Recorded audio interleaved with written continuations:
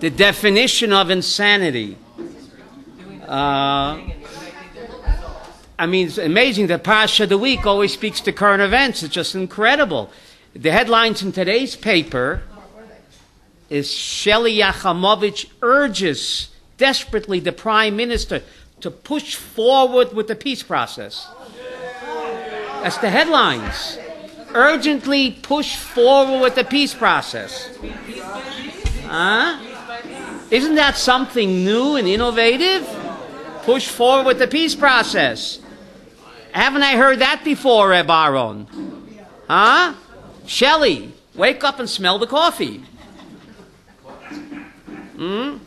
Albert Einstein said, Nechama, the definition of insanity, you can look it up, is if a person keeps doing the same thing over and over again and expecting different results.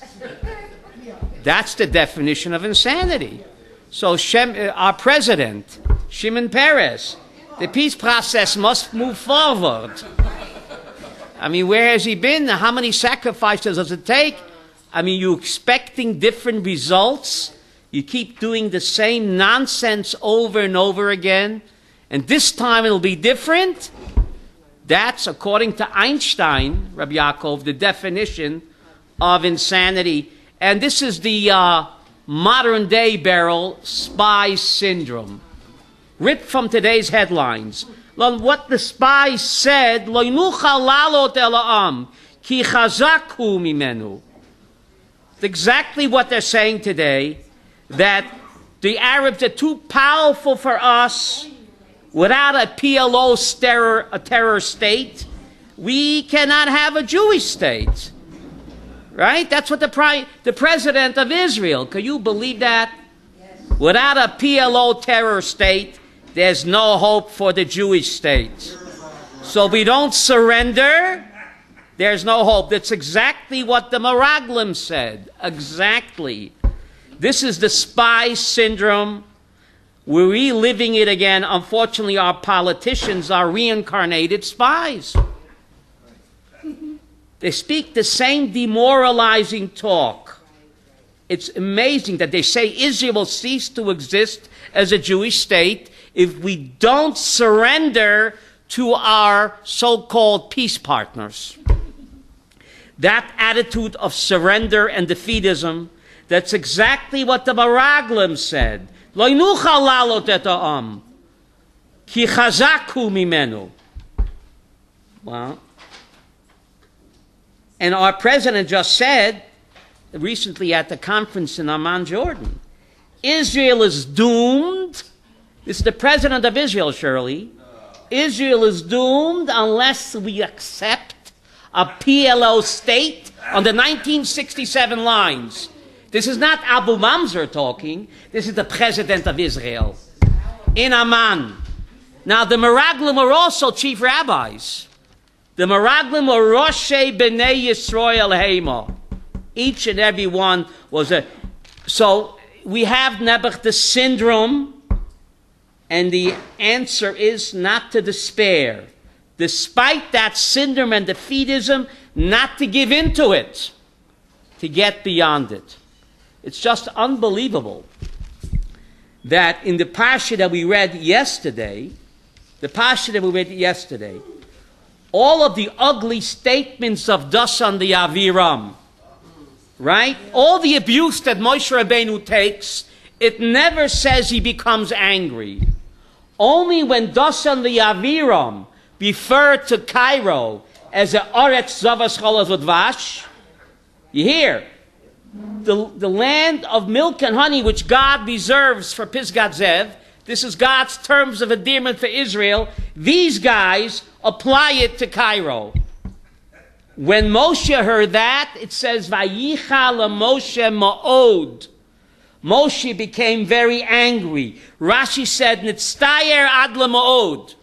All the abuse he took up till now, from the Meraglim and from Korach, he didn't become angry. Once you begin to mock Eretz Yisrael, Vayichal Moshe Ma'od. So the question is, Dasan the Aviram said these ugly, disgusting statements. Why does the Torah have to record it, Abraham, for posterity? So they said it. No. Why do you have to record it, Nechama? Nechama was mechaben to Rav Soloveitchik. Make my day, Nechama. Make my day. Rav Soloveitchik said that unfortunately the Dasan v'Aviram syndrome is not an isolated case in Jewish history. We're going to suffer from Dasan, that they were so-called leaders. We're going to have this phenomenon, as Bob Grant said, that's sick and getting sicker, throughout Jewish history. We're haunted by the Dasan v'Avirams. We have to know about it, said the Rav, and we have to not to despair, hang in there despite the Dasan v'Avirams. They could not prevent the first Geula, Rabbi Yaakov. Could they? Despite their ugly talk and slandering Israel, we still got the Eretz Yisrael. We still got the Geula. So too, our modern day Dasan v'Avirams will also not be able to prevent and hold up what? The final Geula. So the Torah records it, said Rav Soloveitchik, like the Chama said, that it's not an isolated incident in Jewish history. This phenomenon of the Dasan v'Aviram Meraglim syndrome is destined to haunt the Jewish people throughout history for whatever reason. We have to know about it, we have to identify it, and we have to what? Get beyond it. And the ikar is not to despair and not to fall in with that defeatism. We have to identify it and reject it, said Rav Soloveitchik. Now, if you think about Dasan v'Aviram, did these guys like each other, Rabbi Yaakov? No. The first time we met them, they were beating each other up. Moshe Rabbeinu had to say, Rasha lama sakarayecha. Right? They were beating each other up. Moshe had to prevent them from what? Killing each other. One minute. So these guys couldn't stand each other. Dr. Abramson, what united them? Their hatred for the state of Israel. You see that today. You have, who are the Dasan v'Avirams today? You have J Street, and you have the Neturei Karta. Do they like each other? But what unites them? Their hatred for the state of Israel. So we have our Dasan v'Avirams today, as Nechama said. We have to know about it, we have to identify it, and we have to reject them. Yes? What about our fellow Yehudis living in Chutz La'aretz who say, you can't be that. That's the Dasan v'Aviram syndrome. They said, you took us out from a land flowing with milk and honey. They regard Egypt or Chutz La'aretz as a land flowing with milk and honey. That type of attitude, that's the Dasan v'Aviram attitude. But it's not only the extremists, J Street, it's good Jews. So-called. We have to be aware and not to fall into despair. That's the ikar. That's the ikar. Where's the Erev Rav? Well, that's the Erev. Who are the Erev Rav? Right? Who are they? The naysayers, those that insult and reject Eretz Yisrael. Thank you. They say there's no hope without a PLO terror state. It looks like our politicians of a reincarnation of Erev Rav or the Neturei Karta or the Dasan v'Avirams. But this is our destiny, and we have to know that this is a Jewish sickness, and we have to, Avram, not to fall into Yush. That's the ikar. Not to despair, to hang in there. We'll get past it, like we got past the first Dasan v'Avirams, and we made it to Israel. There were setbacks, but we made it, and so too we're going to have the final Geula as well, despite the Dasan v'Avirams. And as the Geula gets closer, you see their hatred gets stronger. Because a candle, right, before it gives, like the koyach of evil, before it's extinguished, it has to give its last burst. The Vilna Gaon said that the word shachar, what is dawn called in Hebrew, Rabbi Yaakov? Shachar. Shachar is called dawn. Shachar is called dawn. But it's the same root as the word shachor. Black is black. I'm dating myself. Who was that, Santana? Las Cuomos. Don't quote me on that. Black is black. Shachar is the same root as the word shachor. Why is dawn the same root as the word black? Says Vilna Gaon, because the blackest hour of the night is right before dawn. Says Vilna Gaon, if that's true in the physical world, that the blackest hour of the night is right before dawn, it is certainly true in the spiritual world. When there's so much darkness around us, it's a siman that the dawn of redemption, Avram, is what? Close at hand. Don't despair. Hang in there. Despite our what? Our politicians of piss processes. Right? Right? Unbelievable. Unbelievable. The president of Israel in Amman, Jordan, to speak about... it's unbelievable. Anyway, who does he speak for anyway? Who does he speak for? What? We'll point to them to speak. What? Now, the Pashas Korach. Korach and Dosan the Aviram, the Oin ben Peles b'nei Ruvain. Rashi wonders, okay, the Korach, he had a gripe. Because Moshe was his cousin.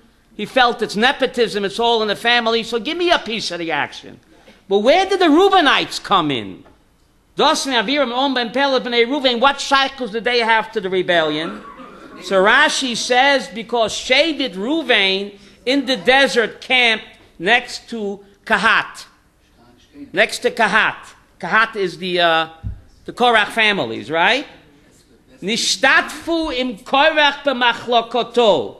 Oy l'rasha, oy l'shcheno. Because the Reubenites lived next door to the Levites, so they got sucked in. Woe to the wicked, and woe to the neighbor of a wicked. You have wicked neighbors, what are you supposed to do? Move. Since the Reubenites were camping next to the Kahatites, they got sucked into the rebellion, which wasn't even their own concern. Isn't there a Yiddish expression, first find out who the neighbors are and then buy the apartment? First find out who the neighbors are, what? Yeah. Now Rashi says, Parsha zu yofa nedreshet. This Parsha Korach is beautifully darshaned in the Medrash. Which Parsha is not beautifully darshaned, Avram? What's Rashi's point? Parsha zu yofa nedreshet. This Parsha is beautifully darshaned in the Midrash. All Parshas are beautiful in the Midrash. What does Rashi mean? So the Mefarshim say that this Parsha is beautifully darshaned in the Midrash because, unfortunately, it's very, very topical. Because in every shul, unfortunately, you have machlokes, aliyah, shlishi, shishi, the omid, the breitel. So it's a parsha which is yofa nodreshet, because unfortunately, in every shul, right, there's nebech machlokes. So parshas Korach is always what? Topical. Yofa nodreshet. Machlokes. Speaking about machlokes, husband and wife couldn't get along. That machlokes, it happens, right, Rabbi Yaakov? It happens. Machlokes. So they went to a marriage counselor, Rabbi Moshe. The marriage counselor says to the husband, your problem is you have too much pent-up energy. You have to get rid of that energy, jog 7 miles a day for a week, and then after a week, call me up and tell me how things are progressing. So a week goes by, and the husband calls up the marriage counselor. And he asks him, and he tells him. So he says, no. He says, I tell you, doc, the first day, very difficult, 7 miles. Second day, difficult. But later on in the week, I got the hang of it. I'm really jogging those 7 miles a day. I'm really into it. He says, but the Ika, how are things with your wife? So the husband says, how should I know? I'm 49 miles away. Don't you get it? The doctor told him, the Chama, to jog 7 miles a day for a week. So it's a week later, Reuven. He says, how do things are with my wife? How should I know? I'm 49 miles away. So that ends the machlokes, right, doctor? Right. At least there's no machlokes about that. Okay. That's one way to make shalom bayis. I think it's called a long-distance marriage. Okay. But anyway, Oin ben Peles, one of the ringleaders, mysteriously disappears, Shirley. What happens to him? So the Talmud in Sanhedrin tells us that Mrs. ben Peles says, Oin, let's talk it over. Let's sit down. Listen, you're foolish. Whoever's going to win the machlokes and be the leader, you will simply remain just a follower. It doesn't matter. What do you gain out of it? He said, he scratched his head. You're right. He pulled out of the machlokes and he was saved. And the Medrash says, why was he called On? From the word onen. He never stopped mourning for his initial folly in joining the Korach rebellion. He kept beating up on himself. Onen, from the word avelut, because initially he was involved. He couldn't get that down, so he was called On. It's a sign of tshuva. Ben Pelet, from the word Avram Pele. What does Pele mean? Wonder of wonder, miracles. Why is it called a pelephone? It's a wonder. Look, Mar, no wires. So he was called Ben Pelet. It was a pellet that he listened to his wife. It was a wonder he listened to his wife and he survived the Korach disaster. That's a wonder. That's why he was called Ben Pelet.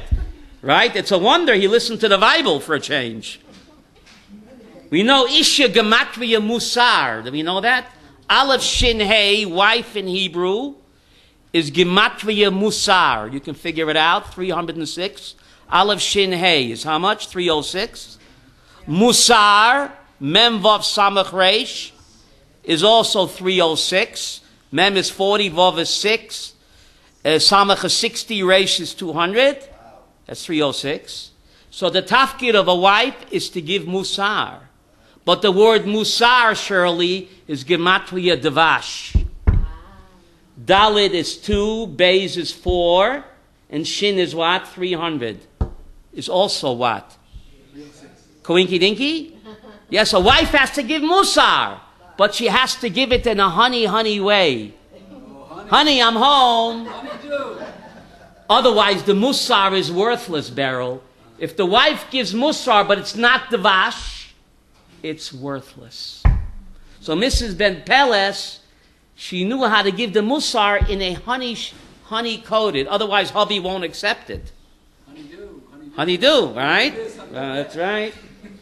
Amazing. Isha, Gematria, Musar, and Devash all have the same numerical value, Reb Yaakov. It's unbelievable.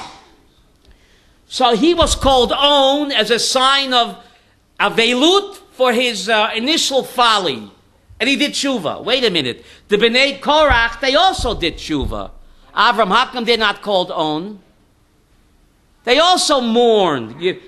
Part of tshuva, you have to have busha and avelut for past mistakes. So the Bnei Korach also did tshuva. How come they're not called On? They waited.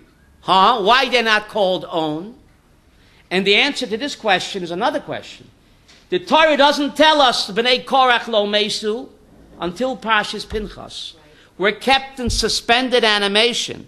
If you just read the Parsha here, Rabbi Yaakov, it doesn't say they survived. You have to wait a few weeks to find out that they survived. Why? The Torah wants to observe their behavior. What does their tshuva consist of? Is it like On, just feeling sorry for yourself and remaining in a state of depression?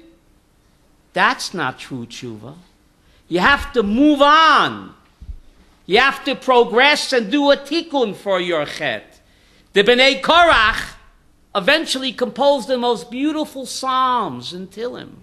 The psalms that we say before shofar blusen. They composed that as a tikkun for their chet of joining dad.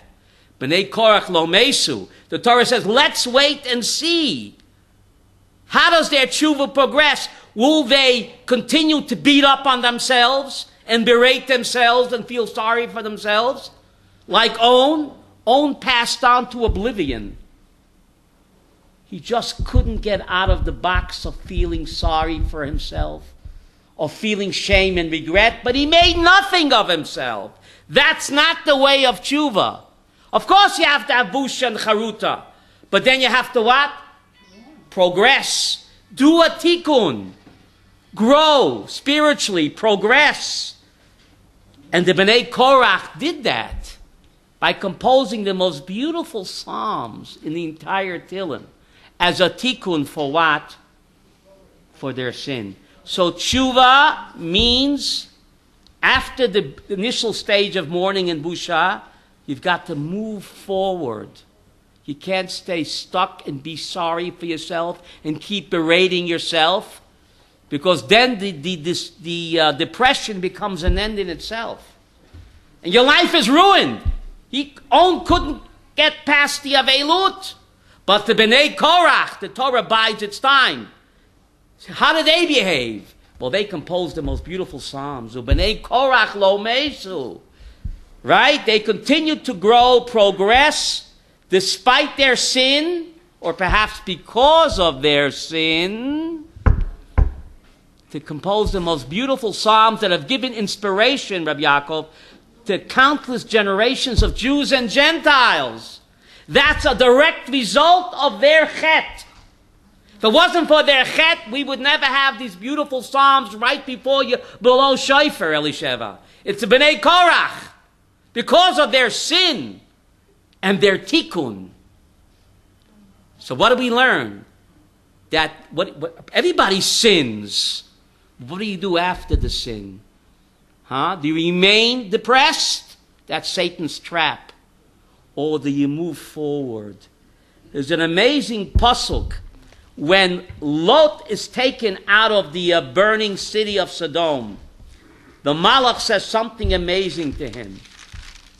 Now, we don't need to know what the Malach said to Lot 3,800 years ago on some deserted road. The Malach says to him, "V'yoymehi moleit al nafshecha al tabit achrecha." I am in Genesis 19, verse 17. As Lot is being saved, it says the Malach said to him, "Hi moleit al nafshecha," Genesis 19, verse 17, "al tabit achrecha." We don't need to know what the Malach said to Lot. Torah is not a history book. The Torah is God's authorized manual for living in the year 2013. So the Malach is speaking to every one of us, Shirley. Hi moleit al nafshecha. If you want to save your soul, al tabit achrecha. Don't keep looking over your shoulder at past mistakes. Otherwise, you won't be able to save your soul. You become like On. Pass into oblivion. Feeling sorry for yourself, beating up on yourself. That's Satan's trap. The Malach warned us, Hi moleit al nafshecha. If you want to save your soul and make something of yourself, al tabit achrecha. Don't keep looking over your shoulder. And the skeletons in the closet. Let sleeping dogs lie. Some people just can't get past their mistakes. They're haunted by it, like On was. He made nothing of his life. Unlike the Bnei Korach, who moved on and became the great Nevi'im and composing the most beautiful psalms. What number is that? Which number one? The psalm. What number psalm? They did many psalms, the Bnei Korach. Lamatzeach Bnei Korach, many, many psalms. There's so many of them. There's 79, and there's 86. The one we said before Shofar is 47. 47 before Shofar Blosen. Many, many, the most beautiful ones are said by them as a tikkun for the chet. So if they wouldn't have sinned with Dad, we would have never had the benefit of those exalting psalms. If David would not have sinned with Bathsheba, think of it, we wouldn't have the most classic psalm of tshuva, Psalm 51. The classic psalm of tshuva was written right after his sin of Bathsheba. Not a license to sin, but everybody sins. The question is, what do you do after the sin? Do you feel sorry for yourself? Or do you progress, move on, grow spiritually, produce? Tilim, Chidushe Torah, Chesed. You use the sin as a springboard. Therefore, when a person does tshuva me'ahava, the avera becomes a mitzvah. Why, Abraham? The avera becomes a mitzvah because the person uses that avera as what? A springboard to catapult higher and higher, which he wouldn't have done if he didn't have the sin. So memela, the sin itself becomes what? It's mind-boggling, yes? The awesome opportunity that you didn't have if we just take advantage of it. But On was too ashamed. For whatever reason, he felt humiliated that his wife had to save him. Couldn't live it down, I guess. And he passed unto oblivion, Nebuch, unlike the Bnei Korach. It's amazing. The Baal Shem Tov says, Korach had legitimate issues. It's amazing, Rabbi Aaron. Rashi says, Ein machzikin b'machloket. Does Rashi say don't take part in machlokas? No. Doesn't say anywhere don't take part in machlokas. You know why? Because it's human nature, Dr. Abramson, to take machlokas. But the ein machzikin b'machlokas. Don't persist. State your piece and then back off. Everybody has complaints. State them and back off. The problem is with Korach, he didn't know when to quit. He kept pouring fuel onto the fire. Ad kidei kach, says the Gemara in Sanhedrin 109, that he accused Moshe Rabbeinu of adultery. Can you imagine that? Sanhedrin 109 says that Korach accused Moshe of adultery. A virile man like Moshe separates from his wife. Something's going on there.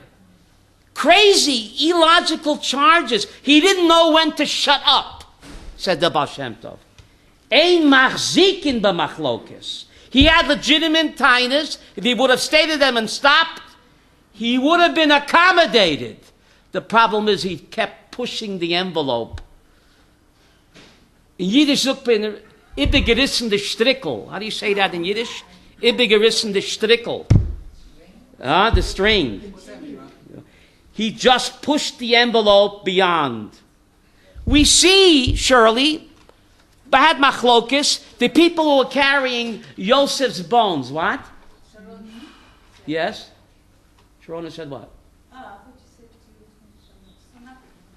The people carrying Joseph's bones, didn't they complain? Why should we be shut out? They complained, they backed off, and Moshe accommodated them. We gave them Pesach Sheni. The B'nai Slavchat later on also complained. Machlokis.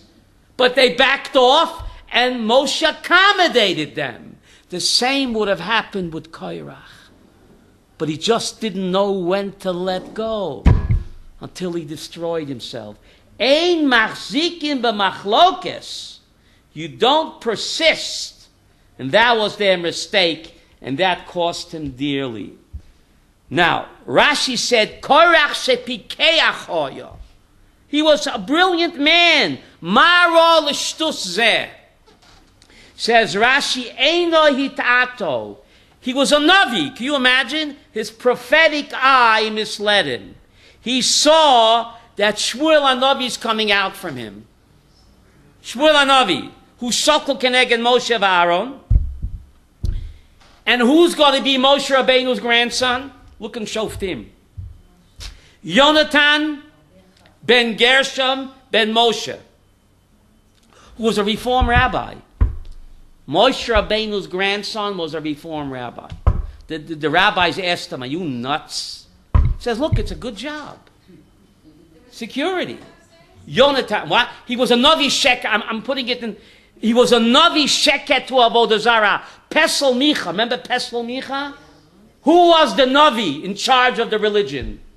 Yonatan ben Moshe Rabbeinu. Can you imagine that? So Korach saw that.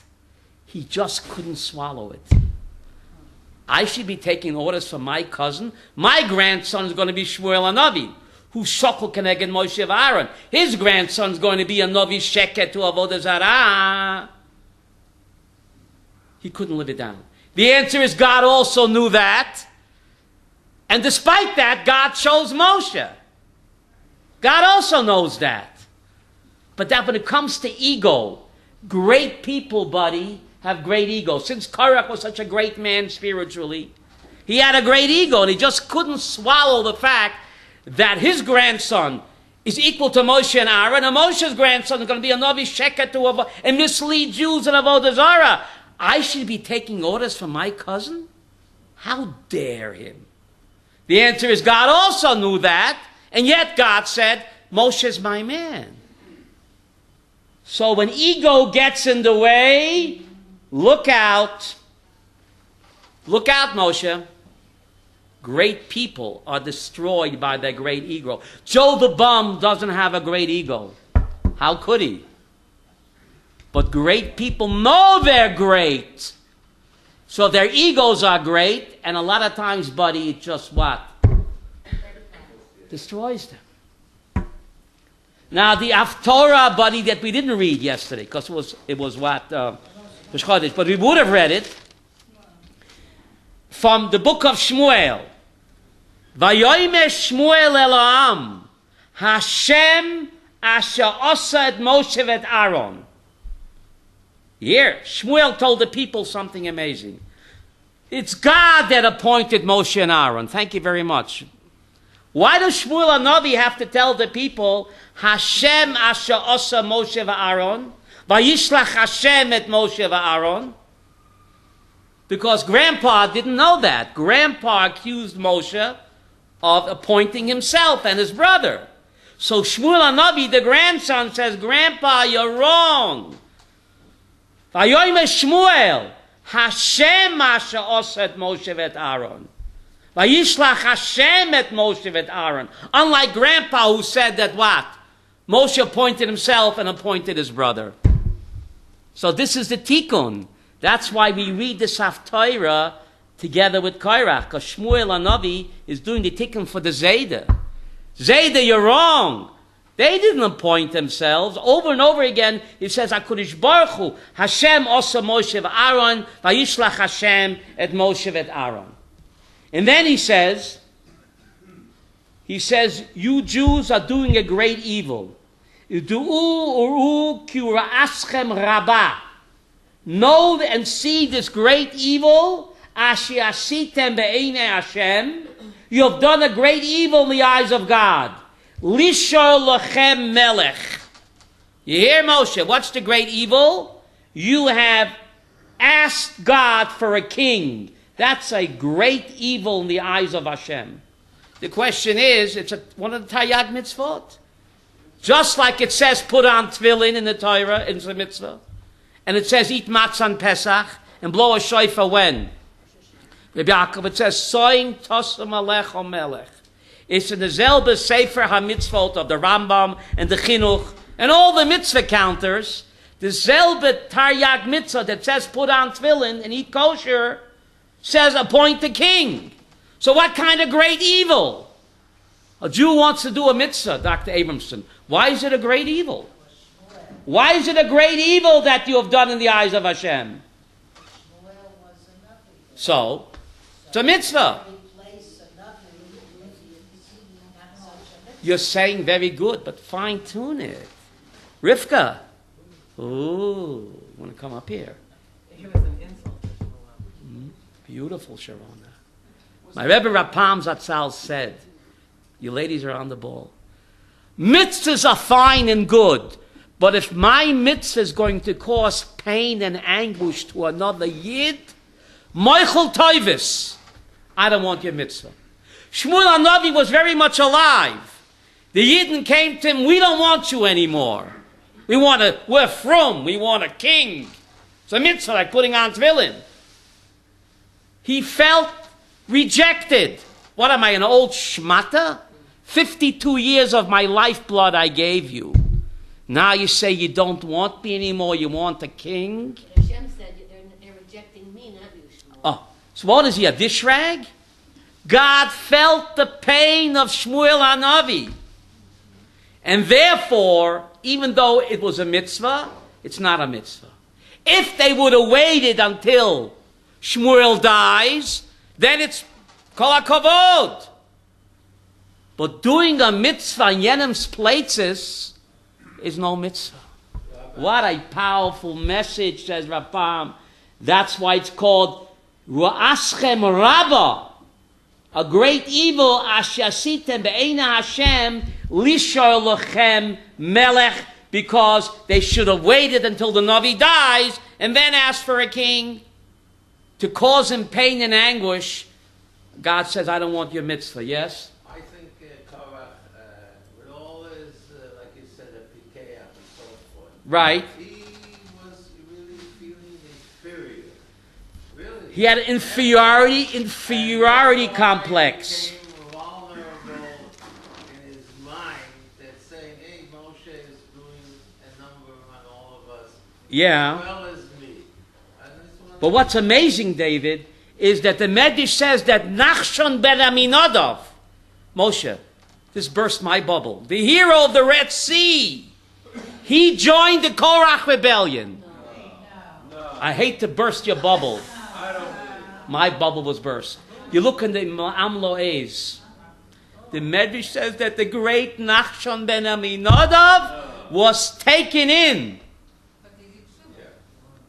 Not just him, other great Sanhedrin guys were conned. Great people have great egos, and it blinds them. That even a Nachshon ben Aminadab can fall in with the Korach. did he go down with the Torah? Either that, or he got zapped with the 250 guys. Zap, zap, zap, zap. These were the leaders of the Sanhedrin. It wasn't just him. It's unbelievable. We can't understand that. Because, we're not great people. So our egos are not that great. Right? If you have a great... Right? You see, Rosh Yeshivas, I don't want to say, but I see... Avram, in my time in Torah Vodaas, maybe I shouldn't talk about it. Great Rosh Yeshivas, the fights, we were shocked. I don't want to tell you a story. The great Rosh Yeshivas, Moshe, I have to tell you about it. The terrible fights in public, we were shocked. These are the Roshei B'nai Yisrael. It's great people have great egos. They just can't control themselves. Rabbi Feinstein, I think, was the Yotzim in a cloud. He was the Yotzim in a cloud. He was exception to the rule. But unfortunately, other great rabbis, he was the exception to the rule. Not always great people who have great egos, i.e. our president. Well, he considered himself great. Right? Yes? When we're speaking about the Shmuel, when Shmuel felt rejected, Right. and they appointed, he was told to appoint Shaul, Right. who was from Binyamin. Binyamin, right. Was the result of appointing someone from Binyamin as being the first king, was that a result of, because David is supposed to come from the Davidic dynasty. Right. Was that a knas, or was... Says the Ramban, Rabbi Aaron, I'm prepared. There are three reasons why the first king of Israel, Reb Tzvi, had to come from Binyamin. There are three reasons why, Nechama. Counting? Reason number one, the only brother who was not born on Ocean Parkway. I mean Syria. A lot of Syrians on Ocean Park. All the other brothers were born where? In Syria. Binyamin was the only one born in Eretz Yisrael. For that alone, for being born in Israel, says the Ramban, had to be the first king.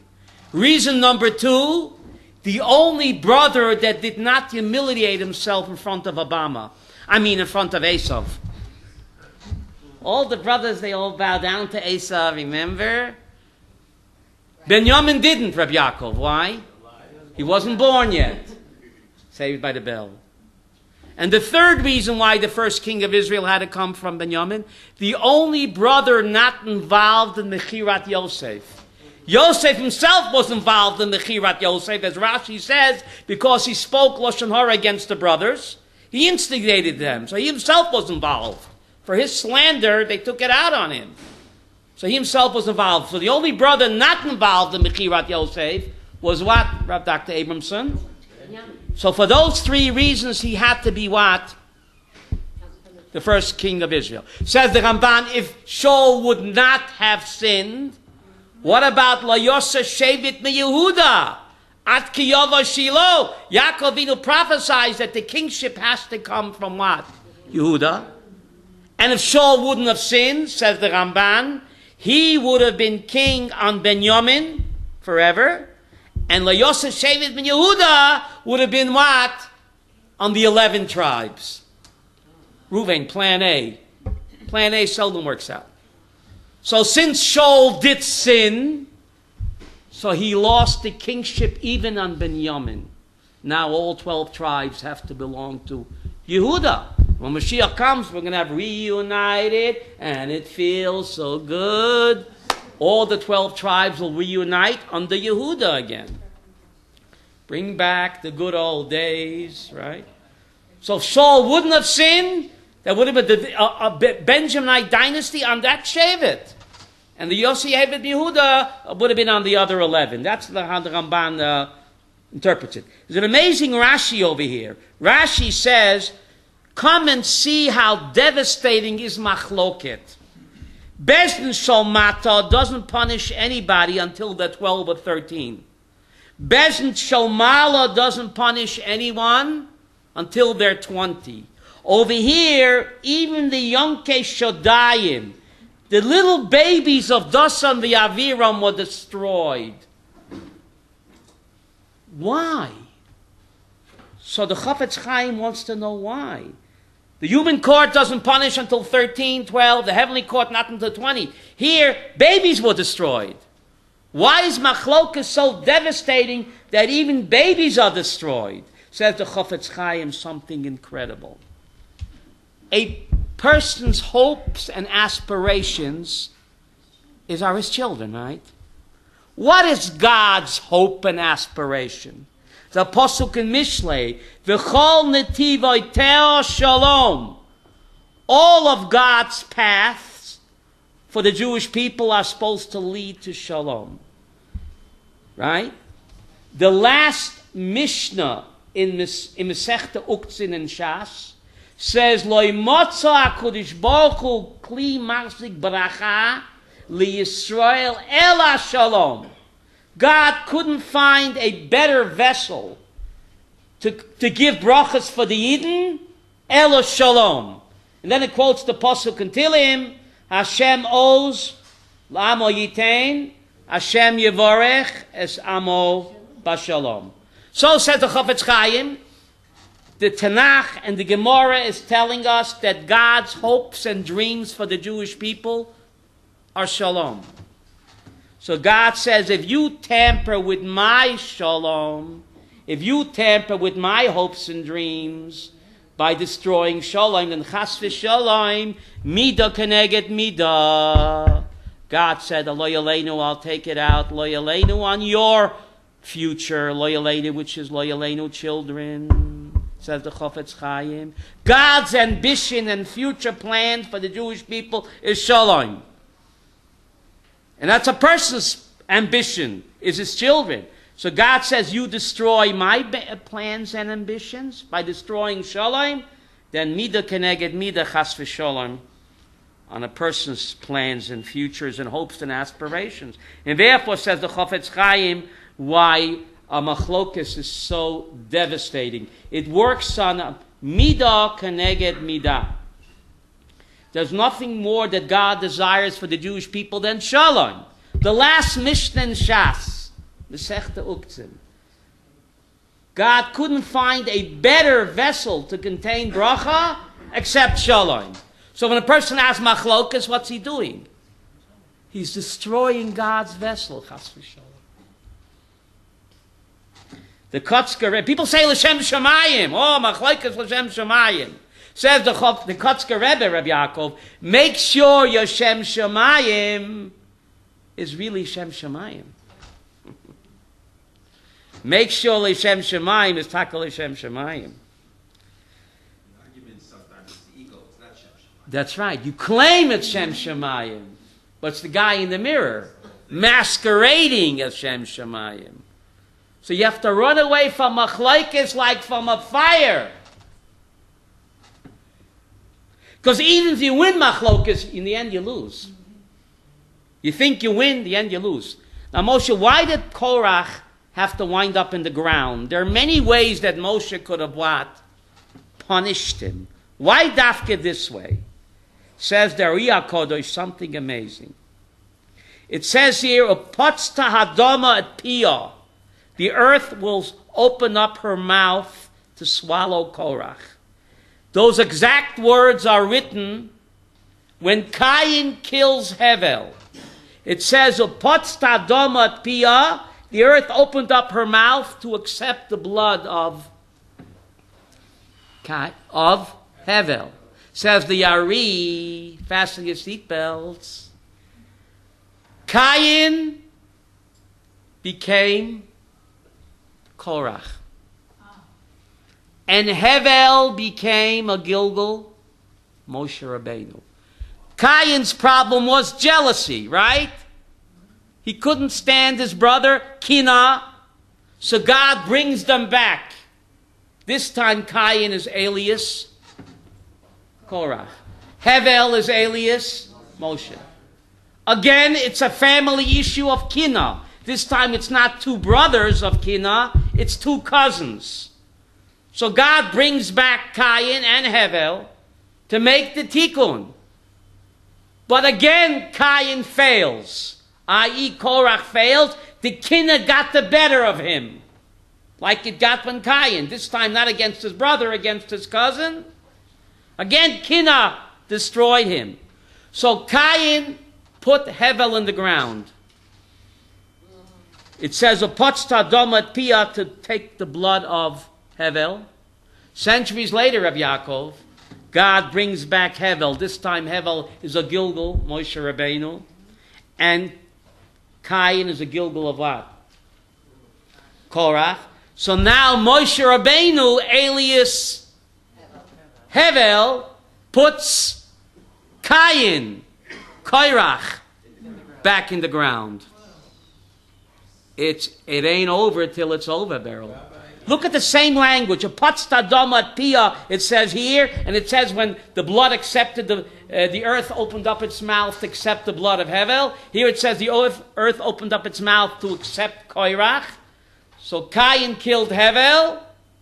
Now Hevel comes back, Moshe Rabbeinu, and exacts revenge, or you call it justice, and puts Cain in the ground, alias Korach. Says the Riyah Kadosh. Tikkunim have to be made. Korach could have conquered his kina, and it would have made the tikkun for Cain. But he failed again. This time not against a brother, against what? A cousin. But the same issue. He failed again, so Ein Breira. Now Hevel, alias Moshe, has to put Cain, alias Korach, in the ground. Same language in the Torah, yes? It's Mida connected Mida. Moshe Rabbeinu says, Vayish Moshe Anam. We call Adam Right. Adama. No. So you got the same thing.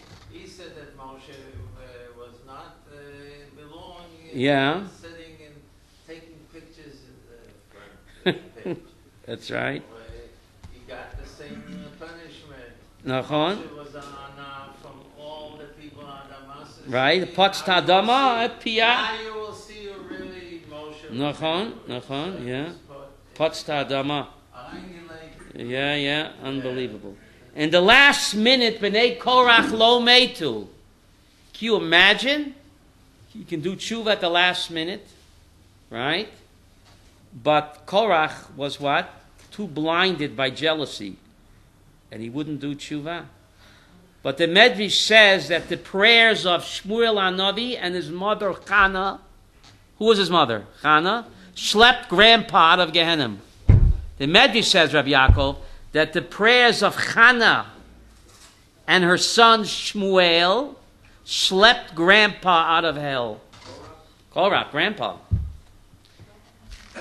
Okay, you want to hear something? We say on Friday night the Yom Shabbos Kodesh and I am Yom Shabbos Kodesh. There's a pasuk there. It says, Sadik katamar yifrach. Right? It's a pasuk in Mizmor Shir Yom HaShabbat. Sadik katamar yifrach. Yes? Says the Ari, Sadik, what's the last letter? Kuf. Katamar. What's the last letter? Reish. Yifrach. Ches. What does it spell out? A winky dinky. Sadik Katama Yifrach. The last letters of those words spell out Korach. So that's what the Ariya Kodesh says. Why? Korach said instant Kedusha.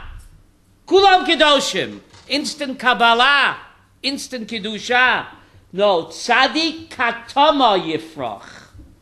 Kedusha has to grow very slowly, like a tamar. You know what a tamar is? Date takes a lot of TLC for a date tree to grow.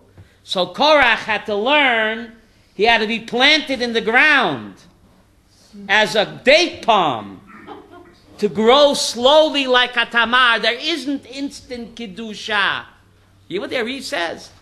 So that's his tikkun. Wasn't the punishment?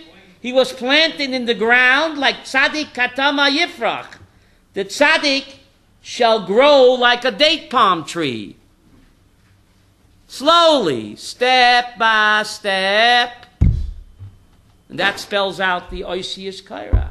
Kedusha has to grow slowly like a tamar. It's not instant Kedusha or instant Kabbalah.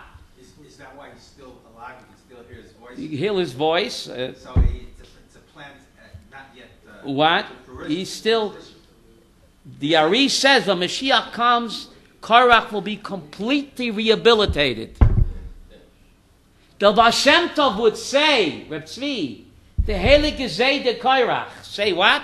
The Baal Shem Tov, Rabbi Yaakov, would say the Heilige Gezeh de Korach. What does that mean?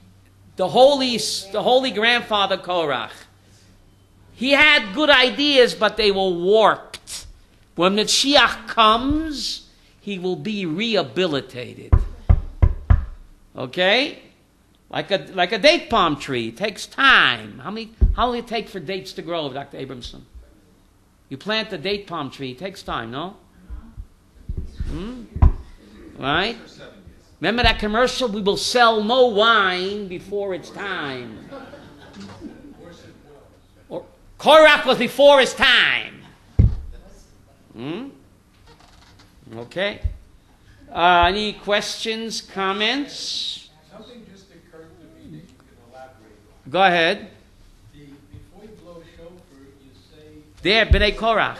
The only Shmona Esrei of the year that has 9 brachas is the Shmona Esrei of Rosh Hashanah. Right. And the reason it has 9 brachas is because Chana in her prayer said God's name 9 times. Maybe there's a connection. Chana, the granddaughter of Korach. She mentioned God's name 9 times in her prayer. And that's why you say their psalms. But why do you say their psalms 7 times before shofar bluzim? Right? Lamatzeach livnei Korach mizmor. We say it 7 times before shofar bluzim. Why?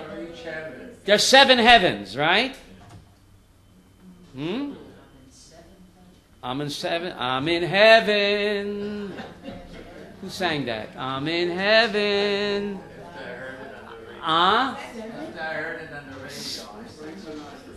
Of all the Psalms, before the holiest moment, we say the B'nai Korach, Ruvain.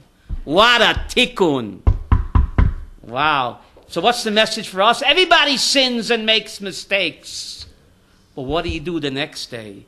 Do you keep mourning for yourself like On and become depressed? Or do you move forward Avram, onwards and upwards.